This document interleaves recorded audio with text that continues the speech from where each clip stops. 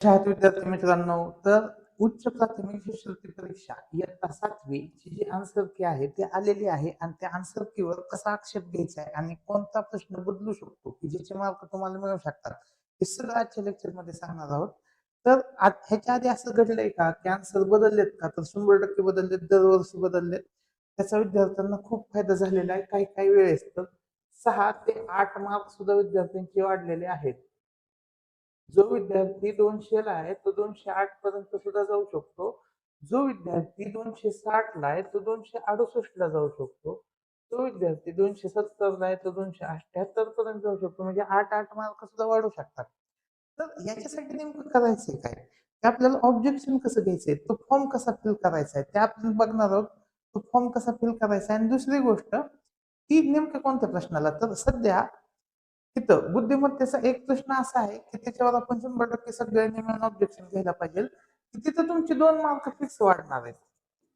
तिथं तुमची 2 mark fix वाढणार आहेत. बरं, कधी कधी एकापेक्षा जास्त उत्तर येतात. तर ते पण प्रश्न आपण बघितले पाहिजेत की आता मी एक उत्तर सांगतोय तुम्हाला आणि ह्या ह्या परीक्षा परिषदेने पण तेच उत्तर दिलं. पण तुमचं वेगळ्या लॉजिकने उत्तर आलंय. तर ते पण तुम्ही नोंद केलं पाहिजे की आमचं असं उत्तर आलंय. तर त्याचे पण मार्क वाढतात. एकापेक्षा जास्त उत्तरं आलेली आहेत बुद्धिमत्तेच्या पेपरला. मराठीला सुद्धा एकापेक्षा जास्त उत्तरं ग्राह्य धरलेली आहेत. त्याच्यामुळं तुम्ही होप सोडू नका. ज्यांना 2 मार्क कमी वाटतात, तर जे विद्यार्थी 204, 206 ला आहेत त्यांना विचारा. कारण ते 2 मार्क मिळले तर त्यांना स्कॉलरशिप मिळणार आहे. आणि ते थोडी नाही, 27,000चा प्रश्न आहे.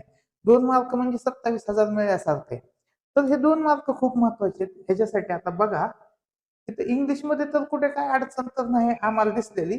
जर तुम्हाला वाटलं की आहे, त्याच्यामध्ये एकापेक्षा जास्त उत्तर आहेत किंवा जे उत्तर दिलंय ते बदल द्यायला पाहिजे, तर तुम्ही नक्की कमेंट सेक्शन मध्ये सांगा. आपण त्याच्यावर व्हिडिओ बनवू. तर आणि सगळ्यांना सांगू की ऑब्जेक्शन घ्या. त्या प्रश्नावर ऑब्जेक्शन घ्या जेणेकरून तुमचे आणि बाकीच्या विद्यार्थ्यांचे मार्क वाढतील. तर बघा प्रश्न कोणता आहे की ज्याच्यावर 100% ऑब्जेक्शन घेतलं जायला पाहिजे, तो म्हणजे आहे प्रश्न 34वा. तो प्रश्न काय आहे बघा. कैलास आग्नेयेकडे तोंड करून उभा होता. आता आपण आकृतीच काढून घेऊया. बघा,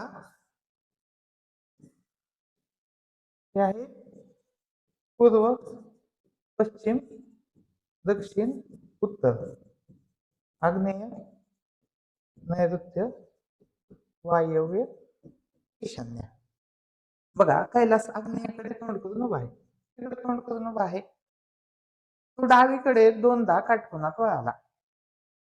आता डावी बाजू म्हणजे ही, इथं 90 डिग्री आणि इथं हे 90 डिग्री. 2 वेळा वळाला आणि त्याने शीर्षासन केले. आता शीर्षासन केले म्हणजे तो कुठे आहे सध्या? वायव्येकडे. तो कुठे आहे? त्याचं तोंड कुठं आलं पहिल्यांदा? डावीकडे 2दा काटकोनात वळाला त्यावेळेस तोंड कुठे आहे? वायव्येकडे तोंड आहे. आणि त्यानंतर त्याने शीर्षासन केलं. आता शीर्षासन केल्यावर आता शीर्षासन 2 टाईपने होतं. बघा, हे ज्यावेळेस शीर्षासन करतोय, हा शीर्षासन करतोय त्यावेळेस तोंड एक तर इकडे असेल किंवा तिथं केस असतील त्याचे, म्हणजे पुढे तोंड असेल. ह्याच्यापेक्षा वेगळी कंडिशन नसणार आहे. त्याच्यामुळं शीर्षासनाचे जे तोंडाची पोझिशन आहे त्याच्यावरून 2 उत्तर निघू शकतात. किती उत्तर निघू शकतात? 2. आणि ते दोन्ही उत्तर करेक्टच द्यावी लागणार आहेत. ज्या विद्यार्थ्याचं एक उत्तर आलंय, ज्या विद्यार्थ्याचं ईशान्य उत्तर आलंय, तेही करेक्ट असू शकणार आहे. ज्याचं नैऋत्य आलंय तेही करेक्ट असू शकणार आहे. दोन्ही उत्तर करेक्ट धरावेच लागतील. का? तर तिथं स्पेसिफिक म्हणलं नाही की त्याचं तोंड कोणत्या दिशेला आहे. ते स्पेसिफिक बोललेलं नाही. ह्यांनी स्पेसिफिक सांगायला पाहिजे. आता ज्यावेळेस शीर्षासन केला, तर बघा शीर्षासन जर केला नसता, तर त्याचा उजवा हात कोणत्या दिशेला आला असता? ईशान्येला. त्याचा उजवा हात ईशान्येला आला असता आणि उत्तर आलं असतं ईशान्य. आणि हेच उत्तर दिलंय. परीक्षा परिषदेने काय दिलंय? 34चं उत्तर काय दिलंय? 1 दिलंय. बघा, तुम्हाला पेपर तोच आहे का बघा. 26 एप्रिल 2026 तृतीय भाषा बुद्धिमत्ता चाचणी, थर्ड लँग्वेज IQ आणि हा 34वा प्रश्न उत्तर दिले 1. आणि इथं पण उत्तर काय दिलंय? हे उत्तर आलं 1, पण विदाऊट शीर्षासन उत्तर आलंय. शीर्षासन न करता उत्तर ईशान्य आलंय. मग शीर्षासन केल्यावर काय होतं? ती दिशा बदलते. उजवा हात येतो डावीकडे, डावा हात येतो उजवीकडे. तुम्ही वाटल्यास घरी शीर्षासन करून बघा. तर तिथं उत्तर काय यायला पाहिजे होतं? नैऋत्य. त्याचं उत्तर काय? नैऋत्य आहे. पण दिलंय उत्तर काय? ईशान्य दिलंय. आता ईशान्यवाले विद्यार्थी नाराज होतील. म्हणतील की आमचे 2 मार्क जातील. नाही जाणार. पहिलं तर लक्षात घ्या. इथं स्पेसिफिक त्यांनी बोलायला पाहिजे की नेमकं कोणत्या दिशेकडे तोंड केलंय बाबा त्यांनी. त्याचं तोंड वायव्येकडेच आहे. म्हणजे शीर्षासन केलं त्यावेळेस त्याचं तोंड वायव्येकडे तर त्याचं तोंड आग्नेयेकडे आहे. जर वायव्येकडे तोंड आहे त्याचं शीर्षासन केलं त्यावेळेस तर उत्तर काय येईल? नैऋत्य येईल. आणि जर त्याचं तोंड आग्नेयेकडे शीर्षासन केल्यावर तर उत्तर ईशान्य येईल. तर अशी दोन्ही उत्तरं ग्राह्य धरावीच लागणार आहेत. त्याच्यामुळं आपल्याला काय करावं लागणार आहे? ह्या प्रश्नावर घ्यावं लागणार आहे आक्षेप. आक्षेप घ्यावा लागणार आहे. आता आक्षेप घेण्यासाठी आक्षेपला पैसे लागणार आहेत का? नाही. तो फ्रीमध्ये. तर प्रत्येक पालक घेऊ शकतो तो. स्वतःच्या मोबाईलवरून घेऊ शकता तुम्ही आक्षेप. 2 मिनिटाचं काम आहे. 2 मिनिटाचं काम आहे. फक्त तुम्ही स्वतःच्या मुलासाठी 2 मिनिटं सहज काढा. त्याच्या 2 मिनिटं काढले तर तो मुलगा जो 272 ला आहे, 274 ला आहे, तो राज्यात येऊ शकतो 2 मार्कांनी. जो विद्यार्थी 206 ला आहे, 208 ला आहे, त्याला 2 मार्क मिळून तो 210 ला जाऊन तो स्कॉलरशिप धारक बनू शकतो. तर असे हे बनवू शकतं. तर ह्याच्यासाठी तो आक्षेप घेणं महत्वाचं आहे. तर तुम्हाला ही पुरवणी पण दाखवतो बघा इथं. सुरुवातीची दिशा कैलास आग्नेय दिशेकडे तोंड करून उभा आहे. डावीकडे 2दा काटकोनात वळणे आग्नेयकडून 90 डिग्रीकडे वळल्यावर ईशान्य दिशा येते. ईशान्येकडून पुन्हा 90 कडे वळल्यास वायव्य दिशेकडे तोंड करून उभा राहील. आता शीर्षासन जेव्हा माणूस शीर्षासन करतो म्हणजे उलटा होतो तेव्हा दिशांची स्थिती विरुद्ध होते. दिशांची स्थिती काय होते? विरुद्ध होते. जर तो सरळ उभा राहून वायव्य दिशेकडे तोंड करत असेल तर त्याचा उजवा हात उत्तर पूर्व दिशेस असेल. उलटा शीर्षासन झाल्यावर दिशा उलट होतात. त्यामुळे उजव्या हाताची दिशा नैऋत्य होईल. त्यामुळे शीर्षासन करताना त्याच्या उजव्या हाताची दिशा नैऋत्य असेल. तर हे एक्सप्लेनेशन आहे. हे बघून घ्या. हे एक्सप्लेनेशन आहे. हेच उत्तर यायला पाहिजे. हे उत्तर यायला पाहिजे. हे उत्तर आपण बदलायला सांगितलं पाहिजे. आता तुम्हाला मी काही दाखले देतो की ज्याच्यामध्ये उत्तर त्यांनी बदललेले आहेत. आपण जाऊया MSc साईटवर. MSc पुणेला आलो आपण. MSc पुणे टाकलं की तुम्हाला असं पेज ओपन होईल. आता ह्या पेज मध्ये मी तुम्हाला उत्तर दाखवतो. आता 5वी 8वी स्कॉलरशिप पहिल्यांदा आपण ओपन करू. तर त्यांचे आन्सर की आले. अंतिम आन्सर उत्तर सूची आले आणि अंतिम उत्तर सूची जी 8वीची आहे पेपर 2ची त्याच्यामध्ये तुम्ही बघा की हे तो उत्तर ही एंड वाले तर उत्तर सोडा. ऑर वाला उत्तर बघा. ऑर वाला म्हणजे एक पेक्षा जास्त उत्तर आलेलं आहे तिथं. मग 26 पहिल्या तर नाही. पुढे आहे का? आहे. कुठं कुठं आहे? बघा. तिथं आपण बघतो 54 नंबरचा प्रश्न 55 नंबरचा प्रश्न. 3 ऑर 4 1 ऑर 3 किती उत्तर आले? 54 55. त्यानंतर 60 त्यानंतर 60 आणि त्यानंतर आहे 69. म्हणजे 4 प्रश्नांमध्ये डबल उत्तर आलेत आणि 4 प्रश्नांचे मिळून 8 मार्क वाढले असतील काही विद्यार्थ्यांची. हे लक्षात घ्या. आता ऑब्जेक्शन कसं घ्यायचं स्टेप वाईज बघू. तर बघा इथे MSc पुणे ही साईट सर्च करायची. सर्च केल्यानंतर तिथं आल्यानंतर आता इथं इयत्ता 4थी व 7वी याच्याकडे जाऊ.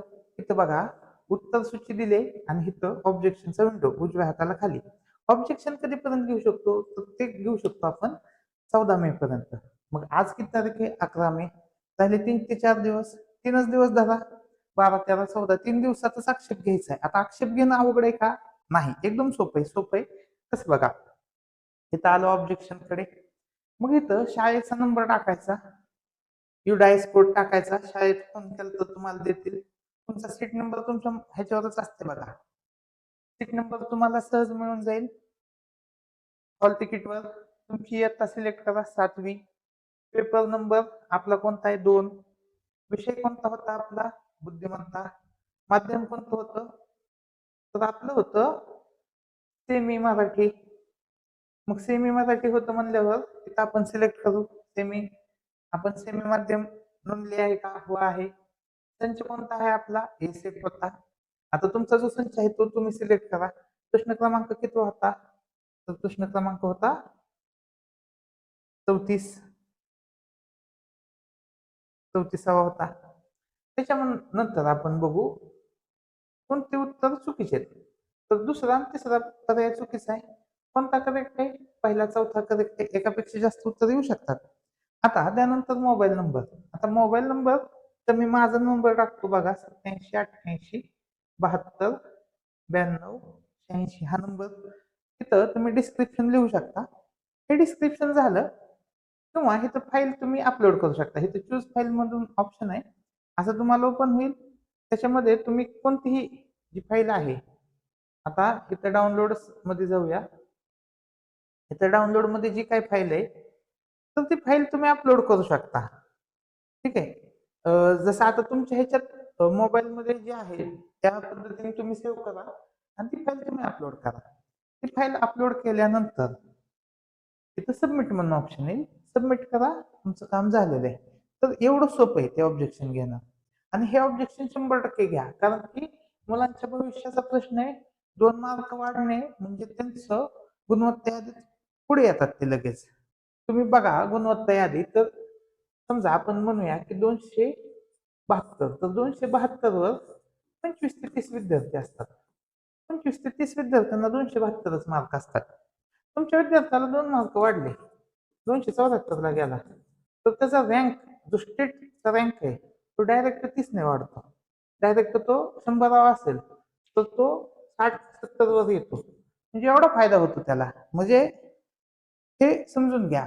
आता हे झाल्यानंतर सगळ्यांचा प्रश्न की कट ऑफ किती लागेल? तर कट ऑफ असतो रिजन वाईज. प्रत्येक जिल्ह्यावाईज कट ऑफ असतो. तर तो कट ऑफ एवढं लवकरच बनेल. पण सध्या कट ऑफ पेक्षा महत्वाचं काय?